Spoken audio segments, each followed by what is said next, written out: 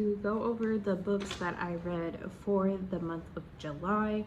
It has been a pretty packed one. I got, looks like 22 books to talk about, so let's get started.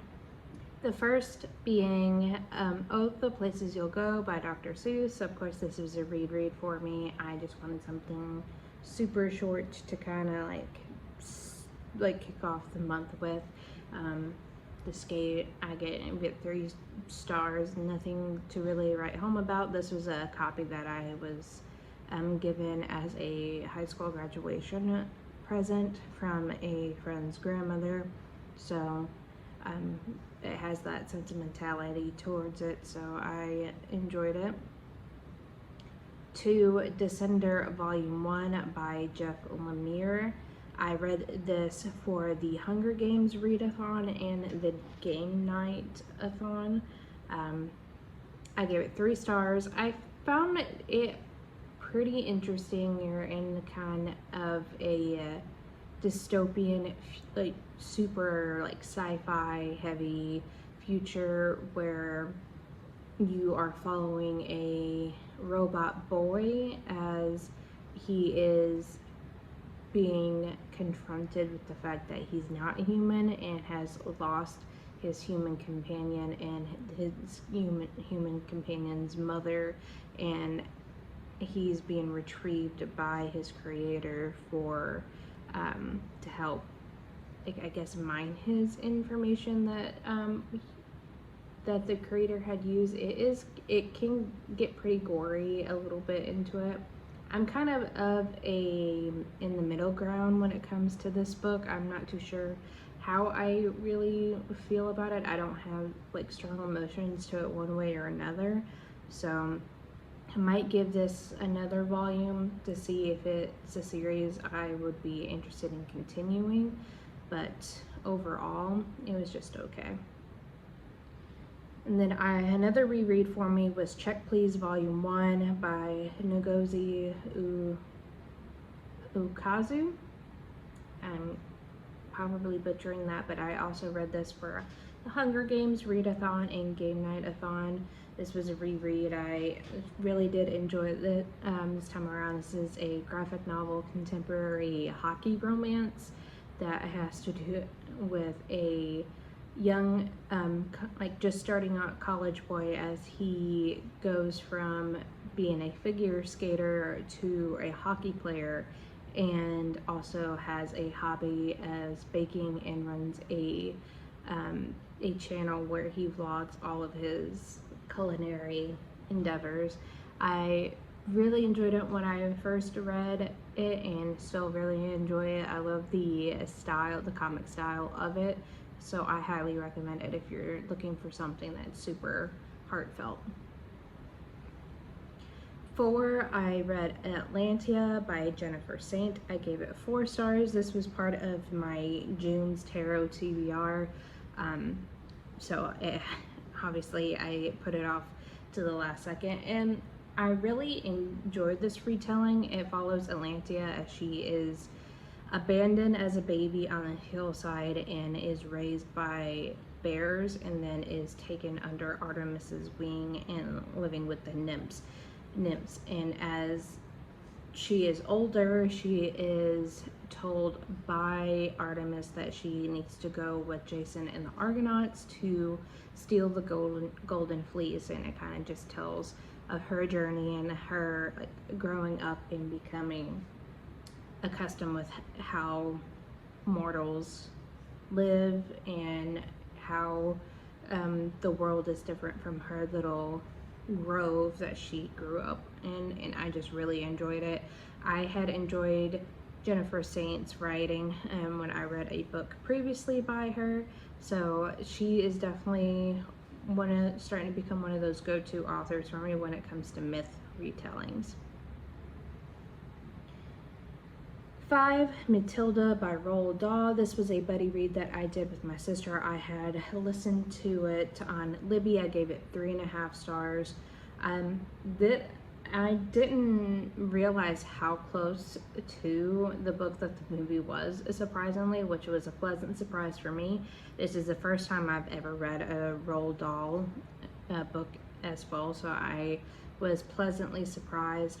This fit some prompts for Hunger Games in the game night readathon as well. I highly recommend starting with Matilda like I did for those of you who are looking to get into Roald Dahl stories. I would like to get to more of his in the future. It could be a possible better read that me and my sister get up to as well. But I did give it 3.5 stars. I just part of me wish there was a little bit more to it. 6, Nothing But Blackened Teeth by Cassandra Carr. This was a tarot TBR book. This is actually like a veteran to tarot TBR. It's been on a couple of times, and I finally read it for Summerween and the Hunger Games readathon and game night-a-thon. I gave it 3 stars. It wasn't that bad as I thought it would be, considering how much Gemma rants and raves about her writing. I can see how it's a cheesy cliche version of like a horror movie, like a B film, or maybe even lower than that. I listened to this as an audiobook as well right at the start of Summerween, so that's probably the reason why I got through it super quickly, with it being kind of a short horror novella. I just don't really have much thoughts other than that I didn't hate it, but I just thought it was kind of mediocre. 7, I reread Pumpkinheads by Rainbow Rowell for Summerween. I still loved it. It's a super sweet, made me want fall so badly. I'm already gearing up for the fall season and the spooky season, so it just kind of ramped up that feeling for me, so I highly recommend it if you're wanting something that puts you in the fall time spirit. 8, The Curse of the Mummy's Tomb by R.L. Stine. Another Summerween book that I read, got 3 stars. I just after a while of this, I got tired of the gotcha trope that happened throughout it.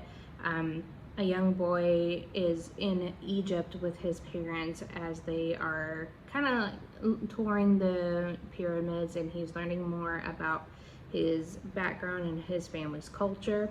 And his uncle is a archaeologist that's working at these tombs, and his cousin is tagging along as well, and his cousin has a habit of doing jump scares for him all the time, so she's the one that's doing the whole gotcha stuff, and that just really got annoying after a while. Overall, I really enjoyed seeing and learning more about the Egyptian or history with the pyramids. I just wish there was less of the cousin, honestly. 9 is Let's Get Invisible by R.L. Stine, another book for Summerween. Gave it 3 stars. With this one, I just got irritated with the little brother. It's yes, you can have annoying little siblings in these types of books, but I felt like this was overdone. It seems like when R.L. Stine gets in his head a certain trope that he's wanting to use, he tends to overuse it, and the annoying little sibling part actually really hindered that for me. And 10 is another R.L. Stine. 1 is Night of the Living Dummy, so we get Slappy introduced into this. Read it also for Summerween, gave it 3 stars, and honestly I did find this one to be the best one of the Goosebumps books that I've read so far. I did get a little tired of the fighting between the 2 twin sisters, just the whole back and forth of that, but I did find that the tension with the dummies was done really well. Like I said, it's probably my favorite of so far of that one. I just found it was less tropey than the other ones. Book 11 is Winds of Salem by Melissa De La Cruz. This was for the So Mote It Be book club for the month of July. I gave it 4.5 stars. This one was probably my favorite of the series. Me and Alicia with Books and Things with Alicia had our live show for at the beginning of August where we discuss our thoughts on it. So if you're interested in that, go check that out on my channel.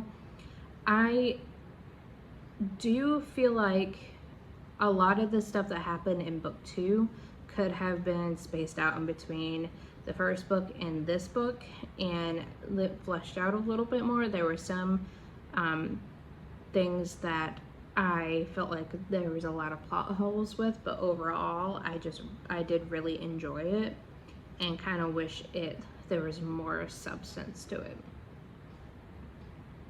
12 is Wolfsong by TJ Klune. I gave this 5 stars. This is my first 5 stars in a while, I believe, and I got this as an ARC from Tor. I really loved it. Clint from Reads Readers raves about this book all the time, and I completely understand why, and I thank him for like really pushing me to like read it. I highlighted and tabbed the snot out of my copy, and I love this book. I can definitely see myself continuing on with the series and like rereading it over and over again. 13 is Queens in Comics by Sophia Blitman. I gave this 4.5 stars. This is pretty much exactly what it sounds like. It is a comic book or graphic novel about the band Queen and their history. It has different artists working on it, so there's a different styles of the artwork throughout it, and along with a chapter about some information that happened during those scenes. Of course, I ended up crying when I got to the part where about Freddie's fight against AIDS. So I definitely, really the only time you'll see me cry at something is when I know, even though I know it was coming, it's just still hearing about how much he suffered in the end with his sickness. It just made me cry. Anything about that part just always makes me cry. Book 14 is Zeus, King of the Gods by George O'Connor. This was 3.5 stars. It was alright. The artwork itself isn't my favorite. This is just kind of like a young adult introduction to it's a series introducing the gods of like Olympus. It briefly goes over the fight between the Titans and the Olympians, of how Zeus became the king of the gods. I thought it was handled pretty well. I just thought it was just a little too short to really kind of do the story justice, but I am interested in seeing the rest of the series. And George O'Connor has the like a Norse mythology series starting out, so I am pretty interested in that. I saw on NetGalley the other day that they are coming out with one for Odin, which should be really interesting.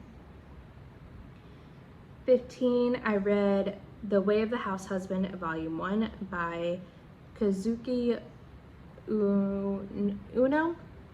I'm probably butchering it. I gave it 4 stars.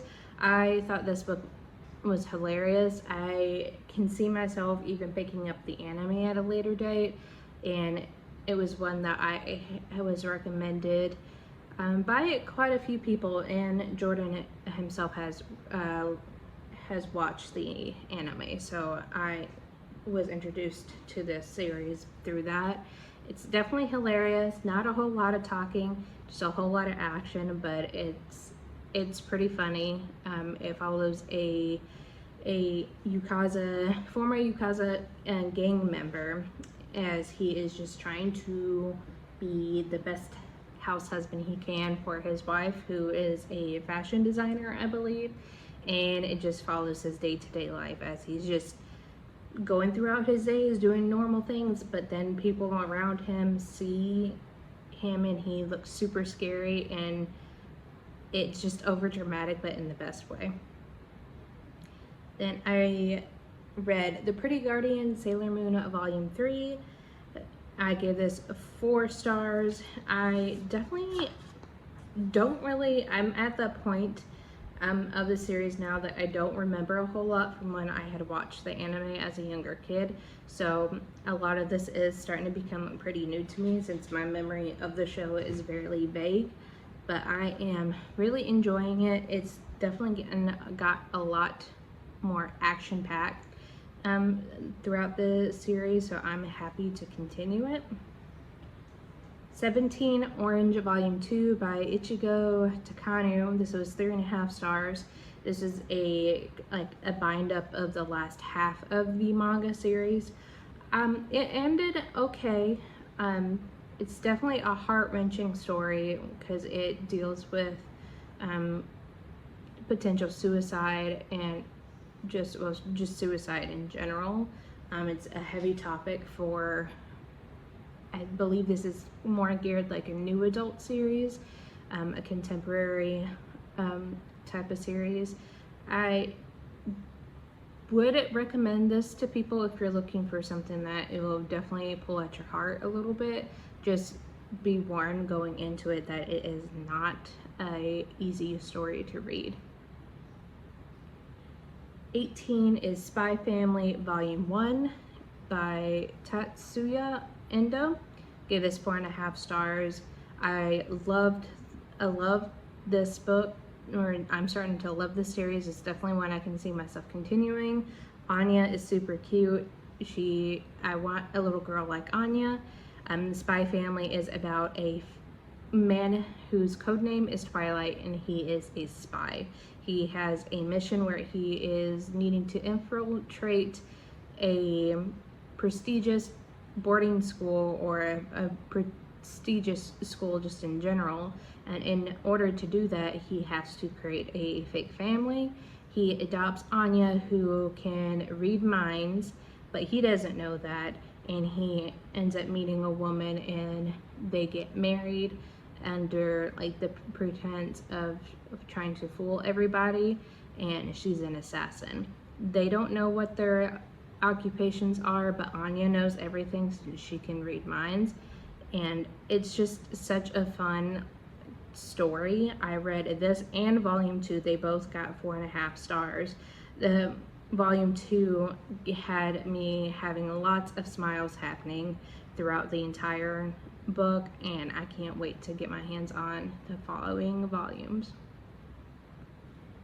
20 and 21, I read I'm a Wolf But My Boss is a Sheep, Volume 1 and 2 by Shino Shimizu. They both got 4 stars. This is like a contemporary romance in a world where the humans that are in it are descended from animals. So you have the main character who's descended from wolves, who he was transferred to his boss's branch in I think it's supposed to be like bedding, like blankets, pillows, things like that, and the sheep are like the main people who are working in this department. So with him being the only wolf, people don't really necessarily trust him all that much, but I found it very cute. I can see myself continuing on. It's definitely short and sweet if you're looking for a cute contemporary romance. And last but not least, I read If We Were Villains by M.L. Rio. I gave this 3.5 stars. This was the July pick for reading by candlelight. I found it okay. It did take me a little bit to get into. I did mostly just listen to this audibly through Libby. I heard a bunch of raves from this from Allie with Hardback Hoarder. I don't think Shakespearean kind of plays are kind of like on my radar at this point in time in my life. I know a couple of years ago I would have been more interested in it. I just think I'm past that now. And yeah, the ending did really pick up a whole lot for me. It just took me a little bit to get into the flow of things, but overall I did find the story interesting, and I can definitely see it being why it's so popular. But yeah, those are the 22 books that I read for the month of July. Let me know in the comments below if you've read any of these books and what your thoughts are on them. Like this video if you liked it, and hit subscribe to keep up to date with any new videos I come out with in the future. And bye guys.